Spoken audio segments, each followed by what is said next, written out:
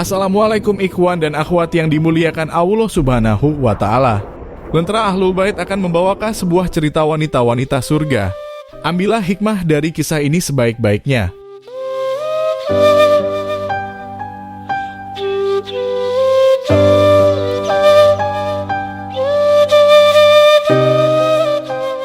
Ada sebuah kisah Sayyidah Fatimah Zahra putri Nabi tercinta. Suatu hari Nabi Shallallahu Alaihi Wasallam berkata pada putrinya, "Wahai Fatimah, kelak engkau di surga akan mempunyai seorang teman wanita."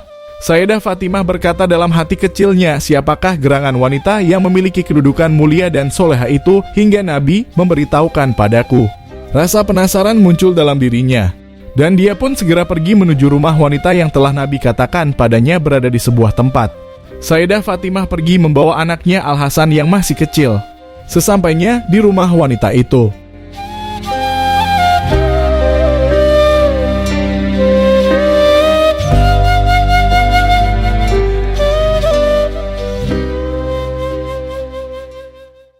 diketuklah pintu rumah wanita itu seraya mengucapkan, "Assalamualaikum." Terdengar suara wanita dari dalam rumah menjawab salam, "Waalaikumsalam." Lalu Sayyidah Fatimah berkata padanya, "Bolehkah aku masuk ke dalam rumahmu?" Wanita itu menjawab, "Maaf, suamiku tidak ada di rumah dan aku tidak bisa mengizinkanmu masuk sebab kamu membawa anak laki-laki. Aku terlebih dahulu harus minta izin kepada suamiku." Sayyidah Fatimah tersenyum sambil berkata, "Baiklah kalau begitu mintalah izin pada suamimu dan esok hari aku akan kembali lagi."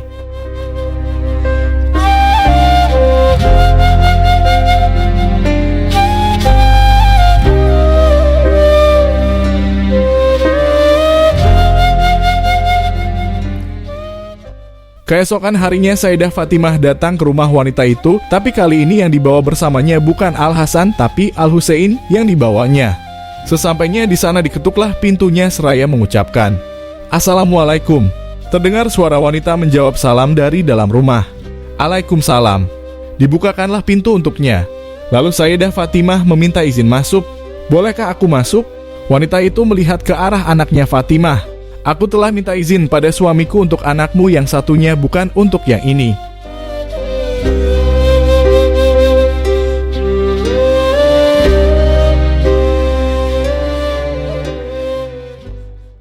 "Jadi mohon maaf aku tidak bisa mengizinkanmu masuk." Sayyidah Fatimah kembali tersenyum melihat kemuliaan wanita itu.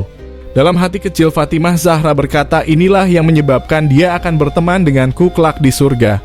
Lalu Sayyidah Fatimah berkata padanya, "Baiklah kalau begitu aku izin pulang, esok hari aku akan kembali lagi."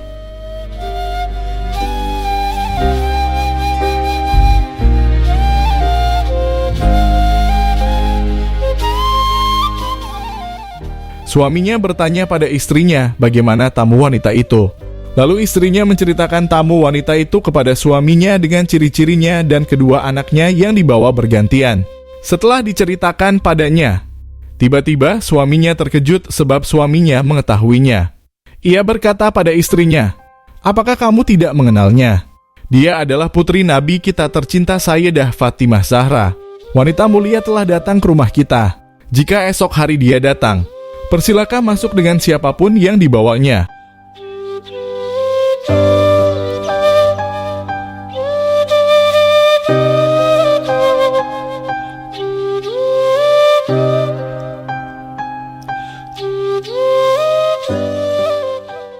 Keesokan harinya Sayyidah Fatimah Zahra kembali datang, tapi dia datang seorang diri tidak membawa kedua anaknya.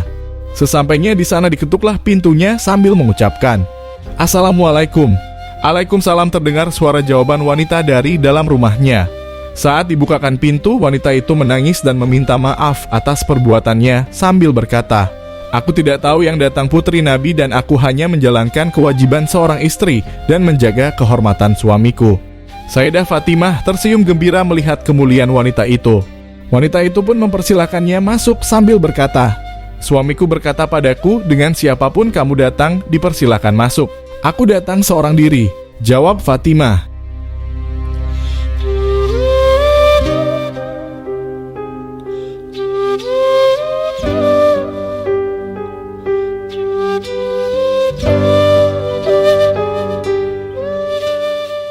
Saat Sayyidah Fatimah masuk dan berada di bagian depan rumah wanita itu, dia melihat air di bejana yang terbuka dan terkena sinar matahari.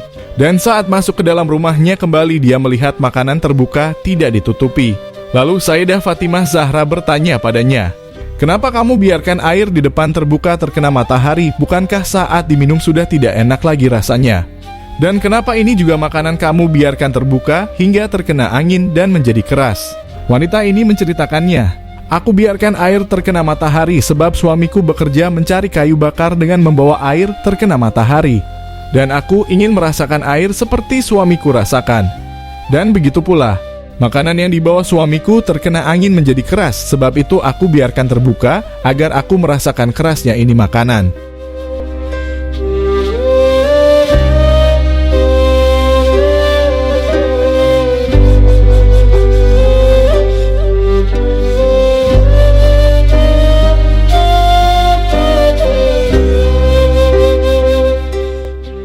Dalam kisah ini bukan berarti si wanita tadi lebih mulia dari Sayyidah Fatimah, tapi di sini menceritakan kekaguman putri Nabi kepada wanita itu hingga bisa dekat dengannya di surga.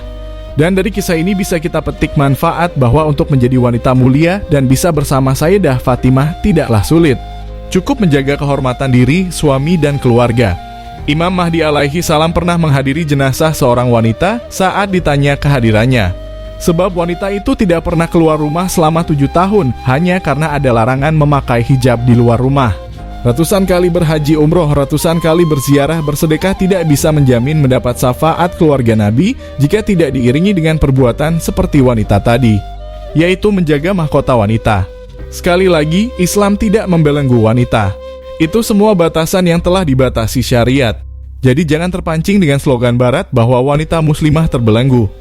Wassalam.